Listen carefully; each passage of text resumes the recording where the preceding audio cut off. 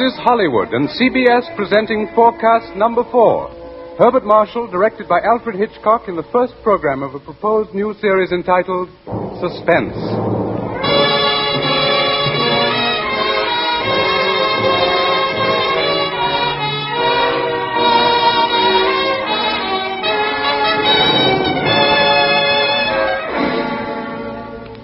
Tonight's forecast program, ladies and gentlemen, represents the ideal form of collaboration. Mr. Alfred Hitchcock, brilliant English director of such outstanding motion pictures as The 39 Steps, Rebecca, and Foreign Correspondent, was eager to create a very special type of radio drama, the suspense story. As narrator and star for his production, he thought at once of the distinguished actor with whom he had been associated in countless British film successes, Herbert Marshall. Mr. Marshall suggested that they dramatize a certain favorite story of his. And that story happened to be the very one Mr. Hitchcock had in mind. Mrs. Bella Clown's classic in Chills, The Lodger.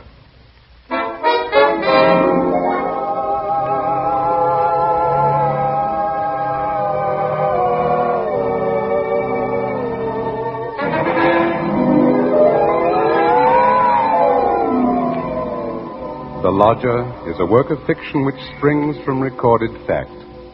A story which begins in the year 1888 in London. A London terrorized by the fifth in a succession of recent murders. It was believed that these deeds were the work of one person, a tall, gaunt figure in a black Inverness cape, carrying a small, narrow bag. That meager description, provided by a highly unnerved witness, was the sum total of all that was known of the murderer. It was enough, however, to keep alive and alert the interest of all London, of all those in fine quarters and all those in small, grimy houses, as, for example, Ellen Bunting. Ellen was no different from all the other middle-aged housewives dwelling in the great city's squalid Whitechapel district. She knew all the known facts of the case. As Herbert Marshall will tell you, Ellen knew it was quite proper to refer to this wielder of the knife as the Avenger.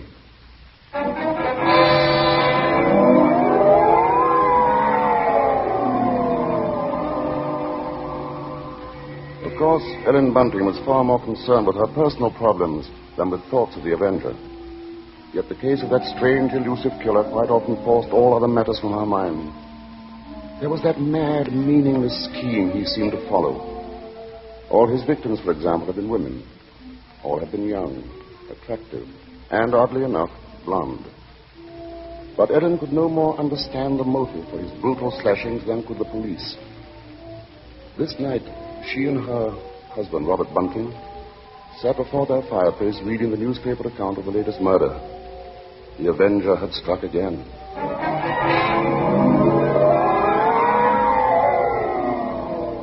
As Ellen expressed it, he might be anybody. He might be the fellow you pass on the street. It's a terrible thought. Yes. If only the police had something to go on. It looks like that Avenger's just too quick for him. Look, it says here that this girl he got last night was like all the others. Pretty, blonde, and, let's see, described by her friends as a very light-hearted girl. What a pity. Did you ever stop to think who fits that to a T? In fact, fits all those girls? Why, my own Daisy. Oh, that's a horrible thought. Well, maybe it's a good thing she's with her aunt, then, instead of here. London ain't a safe place for any girl right now.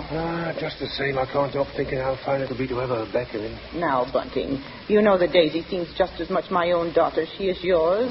But I'm telling you, there's no sense even thinking about having her back right now.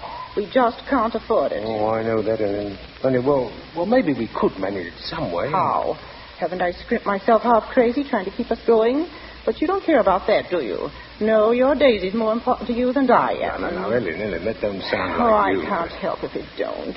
What are we going to do? Tell me that. We'll get along, dear. Something will turn up. Oh, we haven't had a lodger for months. Nobody even comes to look at the room anymore. But things will work out, Ellen. Oh, they ain't never going to work out. Soon we won't even have a roof over our heads and... Oh, I'm sorry, Robbie. I didn't mean to take on so. Oh, I know, dear. I know. It's all right. Oh, I didn't think it. It's just that I've been so worried. Well, don't you go worrying another second, old girl. Why, first thing you know, you won't be pretty anymore. You'll have your face all wrinkled. Now, come on, now, let's see a smile. Come on, just have one smile from me. Just one smile like you used to, eh?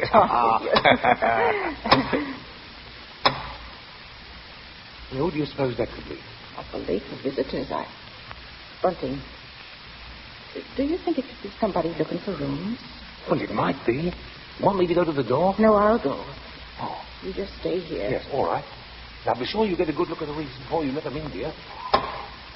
Oh, I'm coming. Oh, I do hope it's...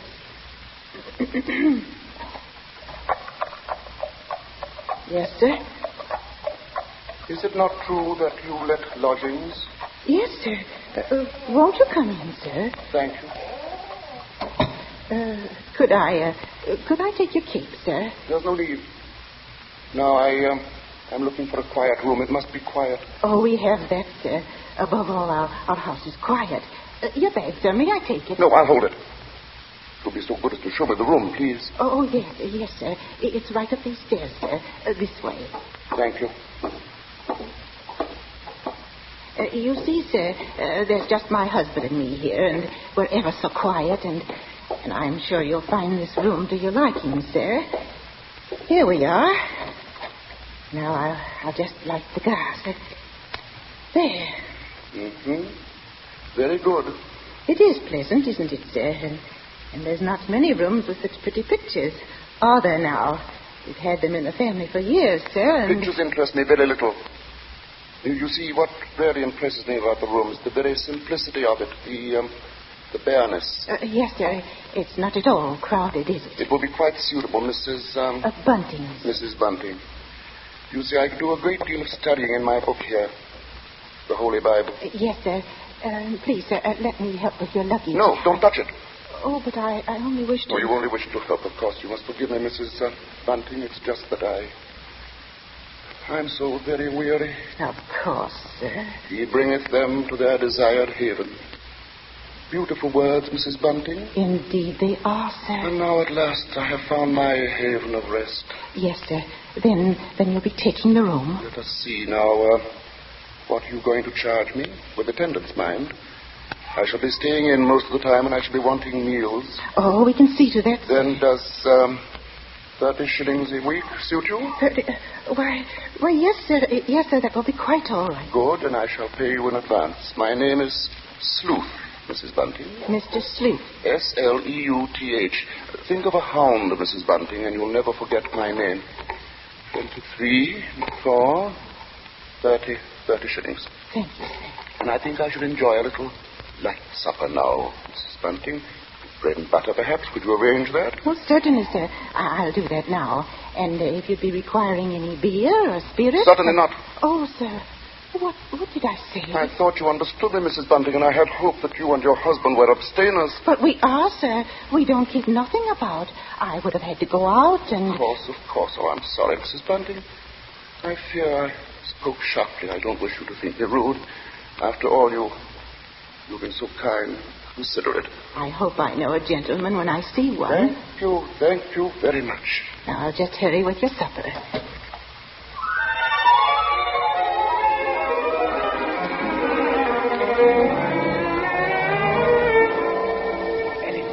Ellen, did he take the room? No, don't bother me now. I have to get him some supper. What did you mean? Come to the kitchen where he won't hear us. He took it, Ellen? He took the room? Yes, we're all right now. Look, 30 shillings. A week in advance. Oh, it's wonderful. And Ellen, do you see what this means? Yes, you can have Daisy now. Yes.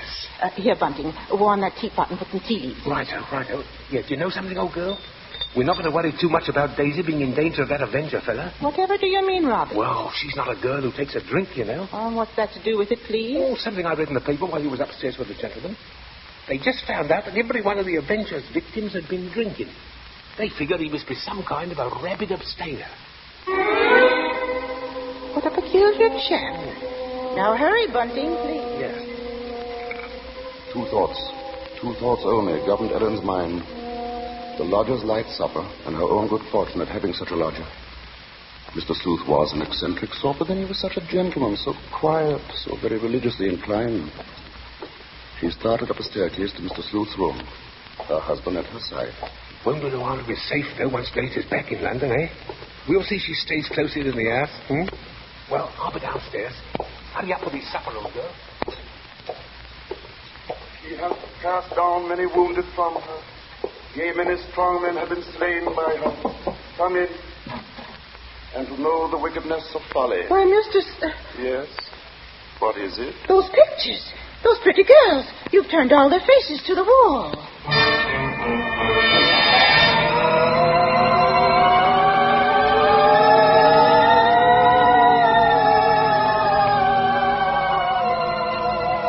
And that maneuver, that strange action, was the beginning of Ellen's concern.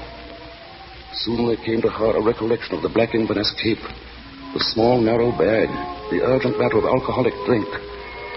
And these details began to shape themselves into a pattern which grew more disturbing with each passing hour.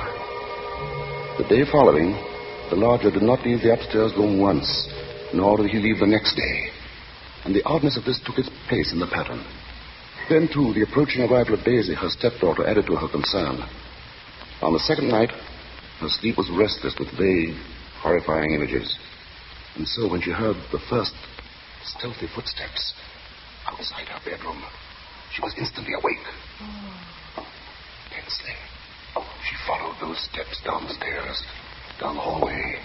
She heard the front door open, and then click shut. Utter stillness fell upon the house. And outside the streets were so silent she could hear distinctly the clock from a church tower a mile away tolled the hour. In her troubled frenzy, she pictured a lone figure plodding through the deep fog, moving quietly, stealthily, stalking, searching, finding.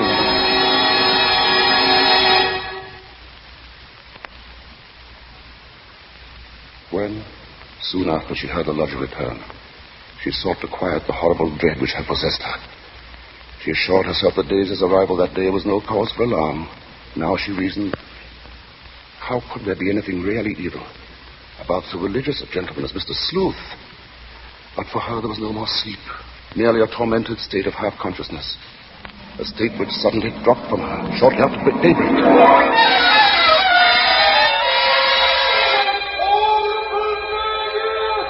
Horrible murder. That was the piercing scream of a newsboy far down the street. The Avenger! Right during night! Ellen Bunting heard the boy cry out the Avenger's latest stroke, made during the night.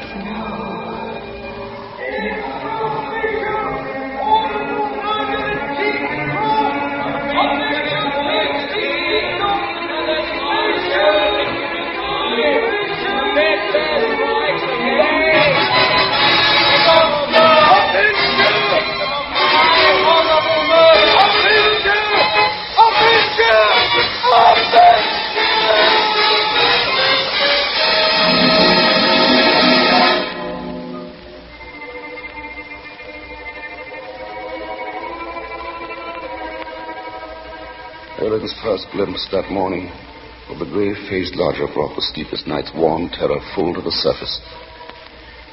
But on the next instant, she saw the pitiable, helpless weariness in his eyes, and curiously the terror began to pass. She found that she was hoping desperately that her fears were unfounded.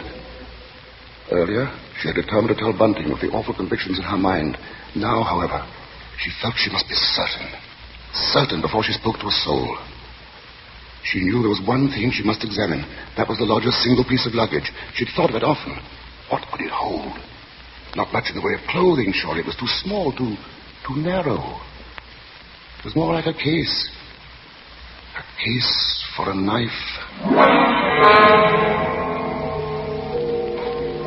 It was along toward noon that Ellen found her opportunity to search the lodger's room. Soon after Bunting left to meet Daisy, Mr. Sleuth himself walked from the house. Ellen watched the tall, thin figure in the black Inverness cape disappear down the street, and then she rushed upstairs, into the room. Quickly, she moved to the closet. It was no different from what it had always been, utterly empty. She found nothing under the bed. She went then to the chest of drawers against the wall. She opened the top drawer and found inside nothing but a frayed shirt, 2 handkerchiefs. The next drawer, underclothes, socks. The next empty. There remained then only one possible place for the small, narrow bag, the bottom drawer, and it was locked. Tugging at the drawer, she heard suddenly the opening of the front door downstairs. Panic-stricken, she rushed out of the room and down the hall to the head of the stairs. Upstairs, Ellen? Ellen, Daisy's here. Oh, Mother Ellen, it's so good to see you. And well, whatever's the matter? Yes, you've gone quite white. Oh, well, I'm all right.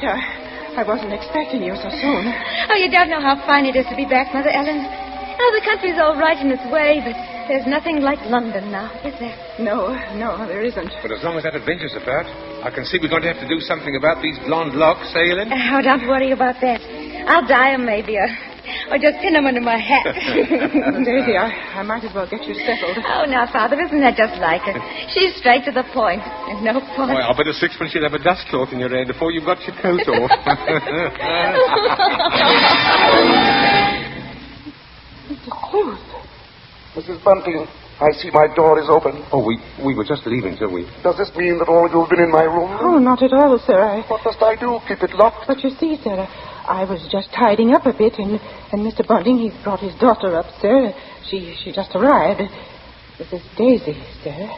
Pleased to meet you, sir. She's been away for quite a long while, you see, Mr. Sleuth, and that's why we're a bit excited, you might say. Yes, you must have been surprised when you came in, hearing us laughing and carrying on that way. Yes, I must say I was. However, Miss Daisy, there are all types of joy, are there not? Yes, I'm sure there are. The despicable evil joy of the abandoned and the divine happiness of the blessed. A vast difference, that. You do understand me, don't you? Why, yes, sir. Yes, Mr. Sleuth. I devoutly hope so, Miss Daisy. Nowadays, there are so very few young women like yourself who do. In fact, I all but despaired ever of finding one. If you'll excuse us now, sir, we'll be getting Daisy's things put away. Of course, Mrs. Bunting, and I must be getting to my room. Believe me, Miss Daisy, it's been a revelation to meet you. Oh, thank you, sir. I'm sure we shall have much to discuss. He's a queer one, all right. But such a gentleman, isn't he?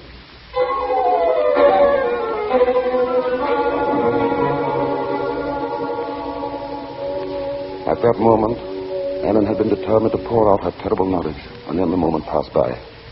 She told herself that perhaps the past few days had been nothing more than a grim illusion, a tormenting play of imagination. She would wait then until she had attended the coroner's inquest into the last Avenger murder. There, perhaps, she could hear evidence to disprove all her fears, to assure her there was no earthly harm in Daisy being so near the lodger. This was her gravest concern now, for on the next day, Mr. Sleuth made it a point to see the girl more than once. And fearfully, Ellen saw that Daisy welcomed his visits. As Ellen was preparing to step out of the inquest, she heard once more the voices of her stepdaughter and the lodger coming to her through the kitchen door. She hesitated before entering.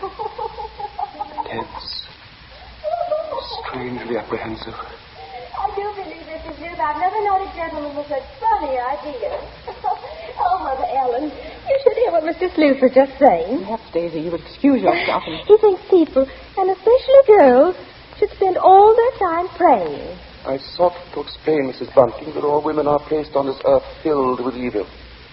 They therefore must struggle constantly to find the paths of righteousness. Why, Mr. Sleuth, you mean a girl's not to enjoy life at all? Not to have fun? Frivolity, my child, is the devil's breeding ground, and all his implements are there.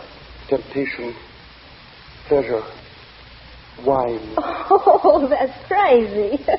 Oh, there's nothing I like better than a glass of wine, and I'm not... You drink. She didn't know what she was saying, Mrs. Sleuth. Just a child, and Daisy, you better go now. But I didn't say nothing wrong. What's the harm in a glass of wine? She lieth in wait as for a prey, and increaseth the transgressors among men. Oh, I don't know what you mean. I never heard such nonsense. You call Holy Scripture nonsense? So what I prayed against is true. You are beyond salvation. That's not so. I'm a good girl, I am, and I won't have you saying that. Daisy, go into the front room. Quite all right, Mrs. Bunting. I must be going upstairs anyway. I'm used to being misunderstood, you know. People never realize that my efforts are simply for the greater good of humanity. Of course, sir. And that the power on high will direct my hand toward the expulsion of all evil. Daisy, listen to me. Yes? I've got to tell you about About what, Mother Ellen? nothing. I've got to go out for a while now. I'll be back.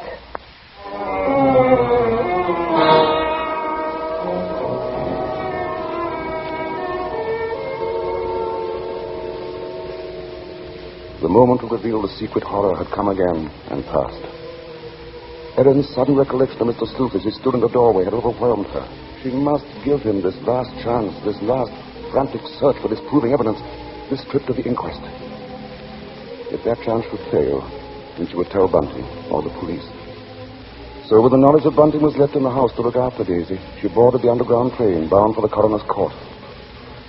But as the train pulled away from the station, a new torture came to her, began to mount in her mind. It was the sudden realization that provided Sleuth was the murderer, she was equally responsible for his crimes. She had been giving him protection. If anything should happen to Daisy, she would be equally guilty.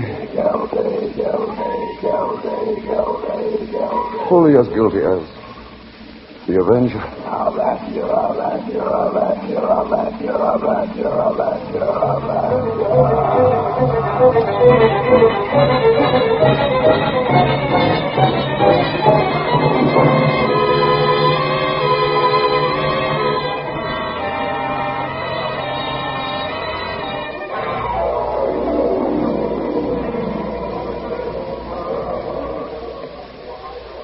Ellen, seated at the rear of the small but crowded inquest room, listened to each of the witnesses as they were called. And from one of them she found the first hope she had known for many days. This witness lived next to the alley in which the Avenger had committed his crime that night. She had seen him from her window, and the man she described in no way resembled Ellen's lodger. But in another moment, Ellen's hope was swept away. It was pointed out that the fog had been so heavy that night that the witness could not possibly have seen the murderer from her window. She left the stand, replaced by a Mr. Cannot. This elderly gentleman was certain that he had not only seen, but talked with the Avenger. It was in Regent's Park, he testified, only a few moments before the murder, Mr. Coroner. When I saw him, he was quite a tall man, very gaunt-looking, and carrying a handbag. A handbag, you say? Yes, a small, narrow one. Just such a bag, I might add, as might contain a knife. As Ellen heard these words, the tension which had been mounting up within her became almost unbearable. Rigid with horror, she gripped the arms of her chair. She heard the coroner. I shall have to ask for more order in the court. And now, Mr. Kenneth, I understand you heard this man speak. Oh, yes. He had a rather high, hesitating voice. An educated man, I would judge, but quite mad. What do you mean by that? Well, as he emerged from the fog, he was talking aloud to himself. Believe me, sir, he was reciting scriptures from the Bible.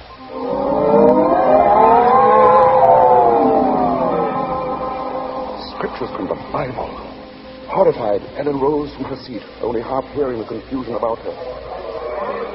Are you asking us to believe, I would say, Mr. Kenneth, that the man we're looking for would be least of all a religious man? And that's where you're in error, Mr. Coroner.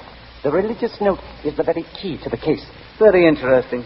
That'll be all, Mr. Kenneth. Just a moment, sir. Don't you understand? The man you're after must be a religious maniac. That's the only explanation possible. You will please stand down. The court was dismissing the very truth. Ellen knew that now. She would no longer keep silent. Her hands shot forth and she screamed.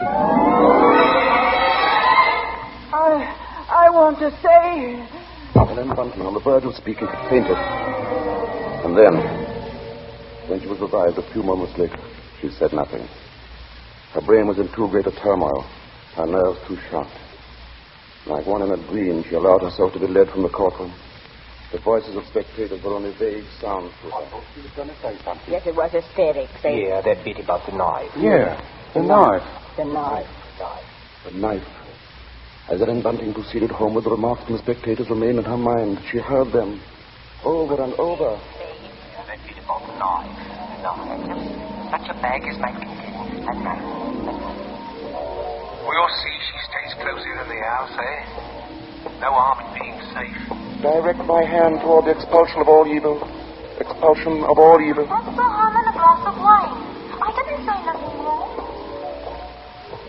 As Ellen neared her neighborhood, her dread increased. With each moving footstep, the grip of terror grew tighter about her.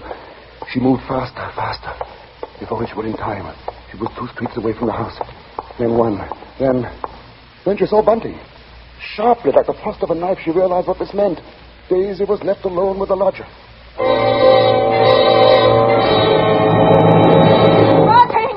Bunting!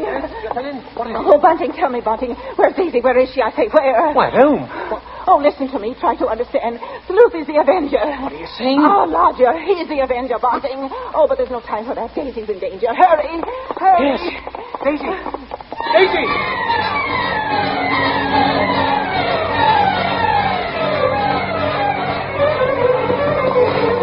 Here we are, Bunting. Here we are. Daisy! Oh, Daisy! Daisy, where are you? I'll look in the kitchen, Bunting. You try the sitting room. Daisy! Daisy! Where are you, Daisy? Answer me, Daisy! Oh, By the bedroom. she's not here. What about the dining room? Look, she's not there. She's not downstairs. Then there's just his room.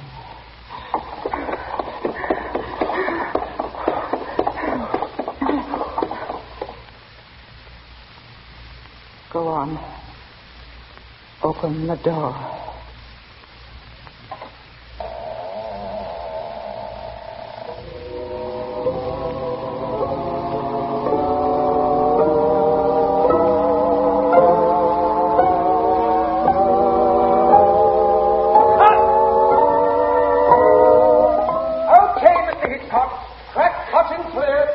Say, Cop, what's the idea, Hitch? I've a few more lines to do.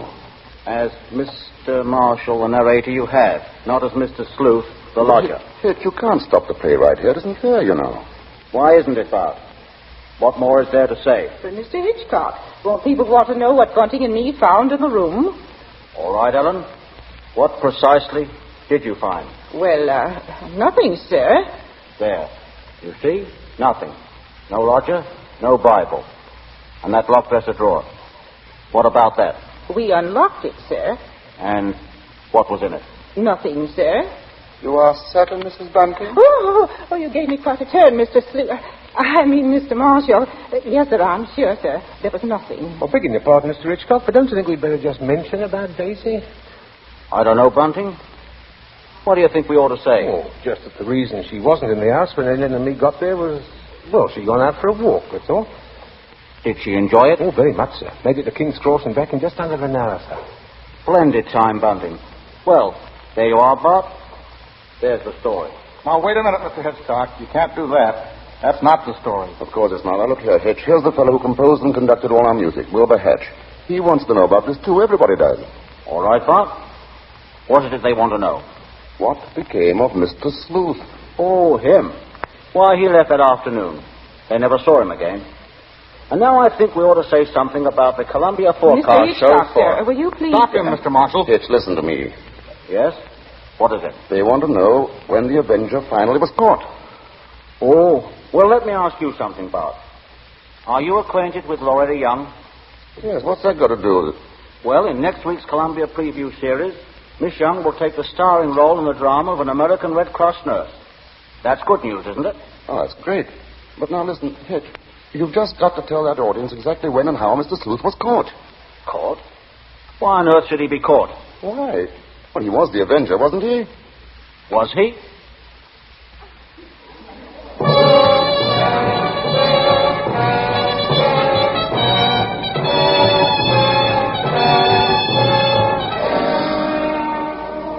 Your guess, gentle listener, is as good as ours.